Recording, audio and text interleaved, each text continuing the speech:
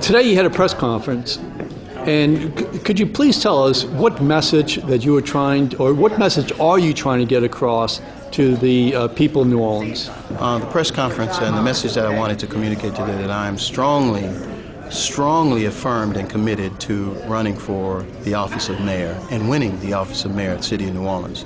The purpose of the press conference was really around making sure and appealing to the media and asking the media to provide a sense of fairness and not provide and represent to communities around the world that one of two things, that the race is already over, or that the race is automatically predetermined, that it'll be a non-African American or a white candidate will be the next mayor of New Orleans. With 30 days left in an election, many things can go on, and it's inappropriate to begin to frustrate people by representing to them that this is a fait accompli arrangement. It's not appropriate, and that was the purpose of my message today, is to communicate that to the press. I appeal to the sense of fairness to make sure that they're not frustrating or representing debilitating messages to the community as a whole. So is it the message that you're trying to get across is that the media in general is saying that this race is over and a white person's going to win? Is that it, or is it that they're making racial-oriented statements, or what is it? Since Senator Murray has departed the race, a number of coverages, print and video media, have made clear representations that the next mayor will be a runoff between one of two white candidates. And I think that that's disingenuous at this early juncture in the race as a whole. And it wasn't based at conjecture, and these articles haven't been based on any facts or any data post Mr. Murray's departure. It's based purely on speculation, which is inappropriate. All we're asking for is a fair shot, period, across the board. Nothing favored, but also nothing to hamstring our candidacies as well. Okay, so now it's a night of, and are you satisfied? Are you happy that you did? You had the press conference, or do you have any regrets? Well, no, I'm a man of principle.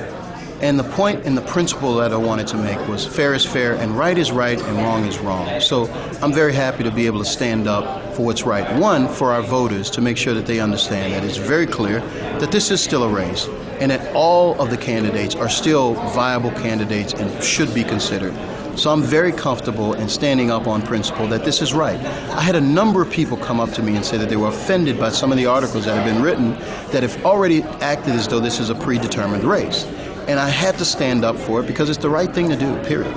Obviously, there's people who are going to draw parallels, to the Chocolate City remark.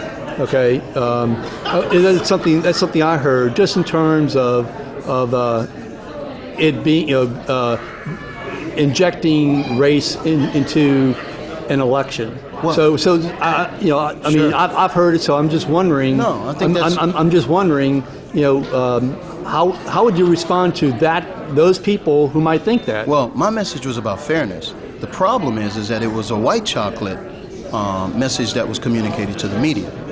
And so I have to owe myself, if this is in essence a reverse Chocolate City messages that have been communicated over the last couple days. And it's inappropriate to now begin frustrating residents and disenfranchising residents. So I had to respond to what I thought were biased comments, whether they were intentional or unintentional. The impact to them of that bias is something that we have to stand up for.